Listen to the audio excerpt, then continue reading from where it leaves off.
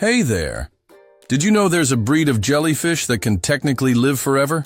Like if it doesn't get eaten or crushed or dried out, it just keeps regenerating forever. Kind of like how the ultra-rich seem to magically survive every financial disaster while the rest of us are sitting there wondering if we should start selling our furniture on Craigslist. Today we're diving into a big juicy question. How do the 1% protect their money during crashes? Let's start with my buddy Marcus. Well, not really my buddy. More like the guy I imagine whenever I think of fancy rich person. Marcus wears loafers without socks, calls everyone darling, and somehow owns 6 vacation homes but is always so stressed about taxes. Anyway, when the market tanks, when stocks are falling, headlines are screaming, and your uncle, Bob, is rage texting you about moving everything into gold. Marcus isn't panicking.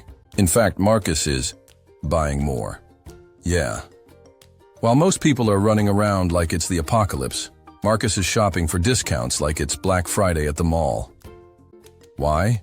Because rich people know that during a crash, good assets, like strong companies, real estate, and even whole economies, are temporarily on sale. It's like going to a fancy store where everything is 50% off, but only if you're brave enough to walk in when the lights are flickering and the walls are shaking. The first trick the 1% use? They keep cash on the sidelines. Not in the stuffed, under a mattress kind of way, but in smart, safe places. They know that if you're 100% invested all the time, you have no ammo left when the sales hit. It's like showing up to an all-you-can-eat buffet, but you already ate a full pizza before you got there. No room left to take advantage. By keeping some cash ready, Marcus can pounce when opportunities pop up. The second trick? Diversification. Yeah, you've heard that word a million times. Don't put all your eggs in one basket. But the 1% take it to the next level. Marcus doesn't just own stocks. He owns real estate, bonds, private businesses, maybe even a few weird things like art or farmland. If the stock market is crashing, maybe real estate is holding steady. If real estate dips, maybe gold kicks up. Everything doesn't collapse at the same time, or at least, not always. So while one part of Marcus's portfolio is taking a nosedive, another part might be chilling in a hammock sipping a margarita, but it gets even smarter. Rich people love what's called defensive assets. Think of it like wearing armor to a paintball fight. You're still gonna get hit, but it'll hurt way less. Defensive assets are things that usually don't crash as hard when the economy tanks. Stuff like utilities, because you still need electricity even if you're broke. Consumer staples, you're still buying toothpaste. And healthcare, because emergencies don't care about recessions. So while everyone else's tech stocks are doing cartwheels off a cliff, Marcus's defensive investments are acting like a slow, grumpy turtle. Not fast, not flashy, but still moving forward. Oh, and here's one of Marcus's favorite secret weapons. Debt. Yeah, I know. Debt sounds bad. Most of us hear debt and immediately think of late-night infomercials offering to save us from our crushing credit card balances. But for the 1%, debt is like rocket fuel. When asset prices are low during a crash, Marcus might borrow cheap money because interest rates often drop in bad times and buy even more assets at a discount. Then, when things recover, he pays off the loan with the profits he made. It's kind of like using a coupon to buy a coupon that gives you more coupons, if that makes sense. Which it shouldn't, but somehow it does in finance. Now, of course, this is risky. If Marcus bets wrong, he could get wrecked. But here's the thing. He doesn't bet the farm. The 1% are obsessed with risk management. Marcus might invest aggressively, but he's not mortgaging his future on one big gamble. He uses stop-loss orders. He hedges his bets. He listens to boring accountants who say things like liquidity ratios and downside protection, and somehow make them sound like life or death matters. Because to Marcus, and to every other wealthy person who's serious about staying wealthy, playing defense is just as important as playing offense. But there's one more thing that gives Marcus a huge edge, and honestly, it's kind of unfair. Access. Marcus gets access to stuff most regular people don't even know exists. When a crash hits, banks are practically rolling out the red carpet for guys like Marcus. Want to borrow a few million at a ridiculously low interest rate? Sure, Marcus, no problem. Want in on a private investment deal that's buying distressed real estate for pennies on the dollar? Marcus is already getting the invite.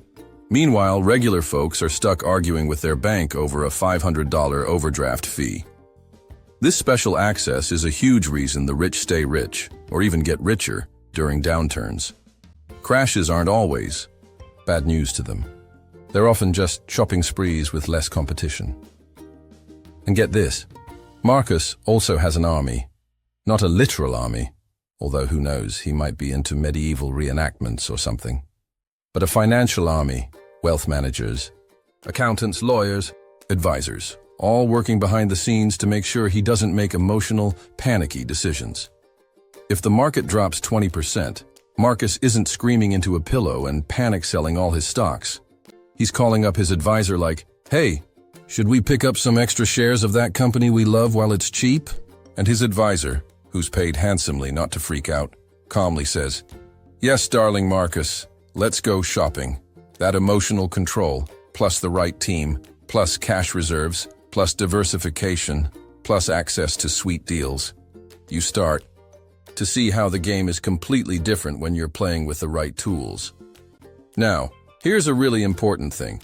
You don't have to be a billionaire to copy a lot of this. You can keep some cash on the side. You can diversify your investments. You can choose boring, sturdy companies along with the flashy ones. You can learn to chill out during market crashes instead of rage quitting your retirement plan. You might not get the VIP deals that Marcus does, but you can build your own mini version of his strategy. And honestly, you don't need 6 vacation homes and a yacht named Liquid Assets to live a really good life. It's not about being flashy, it's about being smart. You don't have to outsmart the entire market. You just have to outsmart your own emotions, because that's the real secret sauce the 1% use. Sure, they have resources, but their biggest advantage, they plan for crashes. They expect them. They even get excited about them. Meanwhile, a lot of everyday investors treat market crashes like getting caught in a thunderstorm without an umbrella.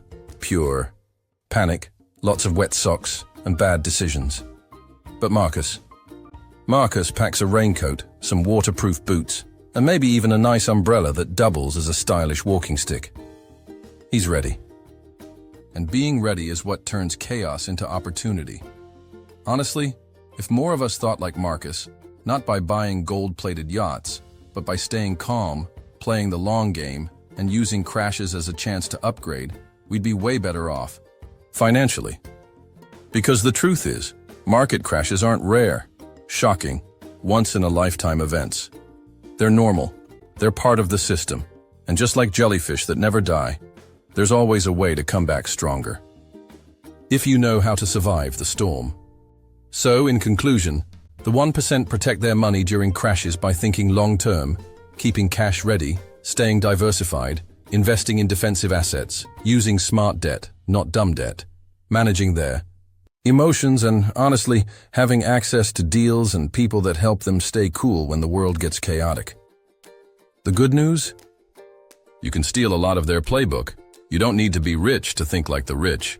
You just need to be patient, prepared, and way less panicky than the crowd. If you want me to make other videos explaining these topics, please like and subscribe. Thanks for watching.